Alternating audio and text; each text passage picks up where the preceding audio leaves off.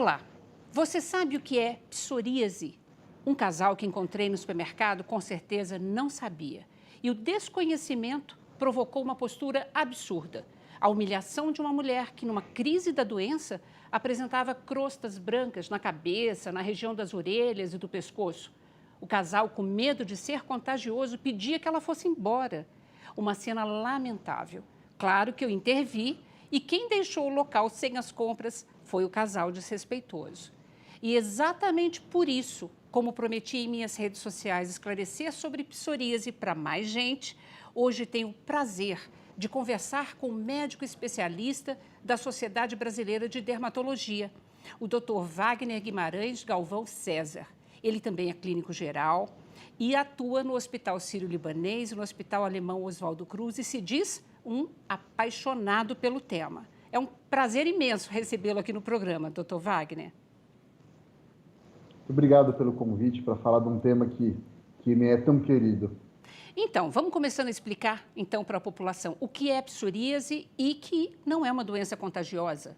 Psoríase é uma doença inflamatória, que eu gosto de brincar que eu estou de camarote assistindo a primeira manifestação, que em geral é na pele.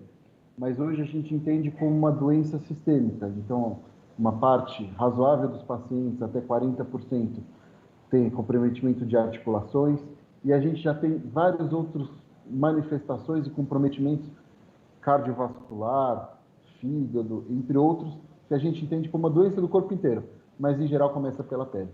E ela causa frequentemente essas placas, da forma mais típica, vermelhas, que descamam e que são tão comprometedoras na qualidade de vida das pessoas. E essas placas avermelhadas, elas coçam, elas ardem e elas podem aparecer em qualquer região do corpo ou tem uma predileção? Existe a forma mais clássica, o mais comum, principalmente nas fases iniciais, são placas nos cotovelos, nos joelhos, pode pegar couro cabeludo, mas ela pode pegar de outras formas, inclusive, em virtualmente toda a área da pele. Então tem gente que tem na virilha, tem gente que tem no corpo inteiro, tem gente que tem na face, nas unhas é muito comum. Então, acho que é legal a gente explicar já nesse começo, para depois a gente partir para o diagnóstico e tratamento, essas outras formas. O senhor falou unha. Pode dar na unha a ponto de descolar uma unha? Pode. Tem muitas formas que podem dar na própria unha. Ela pode espessar, descolar a unha, ela pode deixar a unha irregular, distrófica, quer dizer, ela perde a forma da unha. Ela pode ter comprometimento na base da unha, ficando tudo vermelho. Então, muitas vezes, esses casos eles são tomados como uma micose de unha. E não é, às vezes é psoríase mesmo. E nas articulações, o que acontece que o senhor mencionou?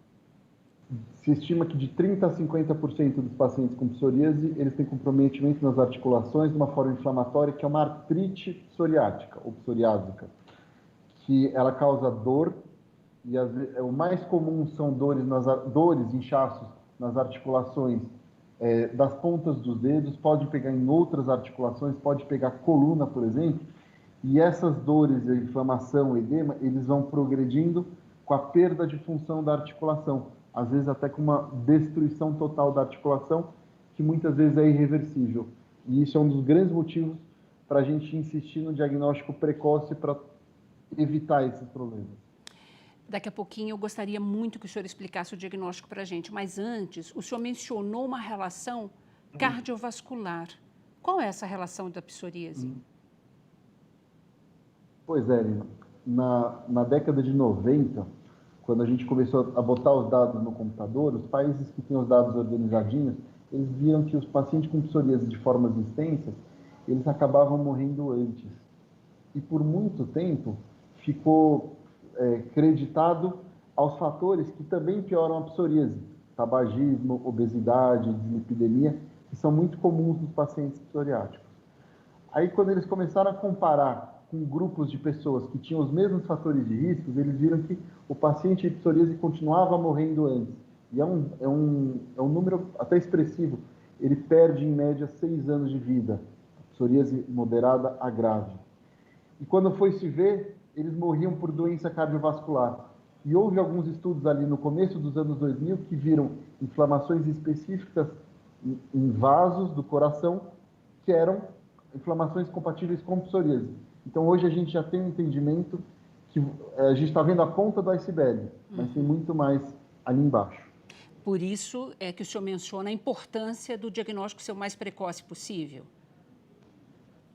Sim, o diagnóstico e conduzir esse caso entendendo todas essas variáveis, que também é um problema no lado médico. Muitas vezes os médicos ainda não têm esses conceitos.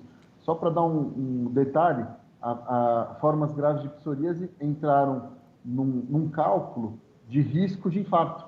Aquele mesmo que a gente vê o colesterol, diabetes, está lá a psoríase. Nossa, que interessante isso. Agora, doutor, como é que se faz o diagnóstico, afinal de contas, da psoríase? A maior parte do diagnóstico de psoríase é clínico, ou seja, o médico, em geral o dermatologista, ele conhece e reconhece as lesões. Não precisa de maiores exames para o diagnóstico da psoríase. Para a parte da artrite psoriática, muitas vezes a gente usa imagens radiológicas, ultrassom, raio-x, ressonância, para ver o comprometimento das articulações e às vezes até alguns examezinhos de sangue para afastar outras doenças. Mas o diagnóstico da psoríase, em geral, é clínico. Quem sabe, faz o diagnóstico. Tá. Agora, nós temos como tratar a psoríase hoje em dia? Eu sou entusiasta. Houve uma verdadeira revolução nos tratamentos disponíveis para psoríase. E até dando crédito a quem merece, o Brasil, que demorou muito para entrar, em 2018, houve uma incorporação de tratamentos avançados para casos graves e refratários a outros tratamentos, que possibilitou a gente, pelo SUS, dar medicamentos muito bons, muito avançados para quem precisa. E até teve um bônus ali no começo desse ano, de uma incorporação de mais uns remédios. Então, hoje a gente tem no SUS 5 opções para esses casos graves e refratários. Nossa, que bom que o senhor mencionou, então, que era a minha próxima pergunta. Se esses tratamentos mais avançados estavam disponíveis pelo SUS, pelo Sistema Único de Saúde. Esses medicamentos já foram incorporados no SUS. E em relação ao sistema de saúde suplementar, convênios, isso está em discussão aberta. Existe uma consulta pública em andamento. Depois, Lina, até me comprometo, através de você, fornecer os links e até os materiais, porque as pessoas podem se posicionar e pleitear isso. Eu fui discutir na ANS lá em março, a gente teve uma reunião técnica, houve uma decisão preliminar favorável, mas a Agência Nacional de Saúde Suplementar está aberta a ouvir as pessoas. E as pessoas falando, quem precisa falando, profissionais da saúde falando, faz muita diferença para eles. Então, eu faço essa parte aí. Vamos nos manifestar, porque senão a gente fica a reboque de algum administrador que às vezes não tem o entendimento de quem tem um problema, de quem convive com alguém com problema tem. Nossa, mas com certeza o senhor pode contar comigo, com o programa, faz muito bem, né? Porque é fundamental mesmo que as pessoas saibam, quem necessita se manifeste, porque os planos de saúde, naturalmente, se esse medicamento, inclusive, já está pelo SUS, tem que ser coberto pelos planos de saúde, né? Pelas seguradoras, com certeza. Olha que interessante. É saúde suplementar. Então, teoricamente, a pessoa está pagando para ter alguma coisa além do SUS. E o SUS deu esse passo de boa fé e de boa vontade, que tem toda uma parte de análise econômica e está tudo direitinho. Pelo menos aqui em São Paulo, a gente consegue que funcione muito bem. E não seria lógico que a saúde suplementar não ofereça nem o mínimo que o SUS oferece. Concordo com você. Me diga uma coisa, é comum a psoríase na população brasileira? Estudo no Brasil, 1,3% das pessoas têm psoríase. E isso está envolvendo as formas leves e moderadas a grave, que a gente acaba juntando. Se acredita que 80% são formas leves, mas isso aí varia um pouquinho, porque assim, as populações que têm origens mais caucasianas, europeias, têm uma incidência normalmente um pouco maior de psoríase. Por um outro lado, as populações que pegam mais sol tem menos psoríase. Então, a gente tem menos psoríase no norte e nordeste, mais psoríase sul-sudeste, menos psoríase no litoral, mais psoríase para o interior. Entendi. Agora, dizem que a psoríase pode dar em qualquer fase da vida, mas que tem uma predisposição, né, a acontecer antes dos 30 e após os 50 anos. Isso é um fato? Você fez a lição de casa bonitinha. Pode acontecer em neném, a gente tem alguns casos, mas ela tem 2 picos, um pico bimodal que a gente chama. Então tem um ali entre os 20 e 30 e tem um que é os 40 a 60. São os 2 picos que aparecem mais. Temos causa conhecida já, doutor? Existem algumas associações genéticas, então existe quem tem um caso na família tem um pouquinho mais de chance de ter outros casos, existe essa parte genética, e existem outros fatores que a gente sabe, como eu falei, tabagismo, obesidade, dislipidemia, diabetes, mas, em grosso modo, a pessoa tem a predisposição e às vezes manifesta, às vezes não. Perfeito. Agora, é claro que eu gostaria de entrar agora no tema preconceito, né? O senhor, pelo jeito, quer dizer, trabalha, inclusive, em ambulatório de psoríase, deve também ver uma série de casos assim, como essa que eu acabei vivendo no supermercado, né? Por puro ignorância mesmo, né? Olha, você está tocando num ponto que é tão doído para a pessoa que tem psoríase, que ele é histórico. Então, a gente estava conversando um pouquinho antes de entrar no ar, eu comentei um caso, né? Mas eu vou voltar lá atrás. Porque quando você vai ler na Bíblia, está lá nos Levíticos, uma descrição de lepra. E quando você olha à luz do que a gente entende hoje, essa descrição provavelmente é psoríase, não é lepra. Uau. Então, isso vai desde os tempos bíblicos, essa parte da gente ter o preconceito. E inúmeros casos. Tem um caso de hoje, que é uma das coisas que eu falo, puxa, eu até vou gravar para botar em alguma aula. Um paciente que está mudando o tratamento e está numa fase ruim da psoríase, ele me pediu para eu fazer um atestado que aquilo não é contagioso, porque ele está procurando trabalho e ele acha que isso vai ajudar.